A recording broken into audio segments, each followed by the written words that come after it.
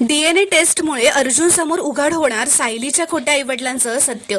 श्री स्वामी समर्थ प्रेक्षकांनो, ठरलं तर मगच्या पुढील भागात सुभेदारांच्या घरी आता खेळ चालू असतात. पूर्णाजी असं म्हणतात की तुम्हा मायलेकींसाठी गेम असा आहे की तुमच्या घरी जर का आगाऊ पाहुणे आले तर तुम्ही त्यांचं स्वागत कसं कराल.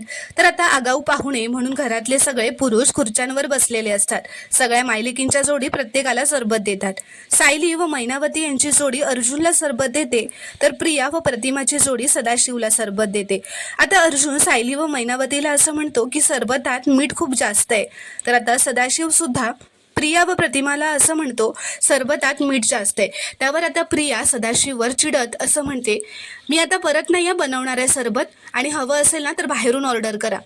आणि मैनावती सुद्धा अर्जुनला सेम तसंच म्हणते की परत परत काय तेच बनवायचं, त्यापेक्षा बाहेरून मागवा. आणि आता या दोघींचं एकसारखं बोलणं बघून सगळ्यांना थोडा संशय येतो.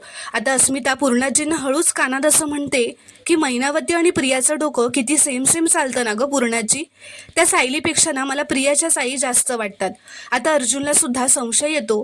तो मनातच असं म्हणतो की मैना काकूचं वागणं बोलणं सगळं सायलीच्या विरुद्ध आहे. ह्यांची डीएनए टेस्ट करायलाच हवी.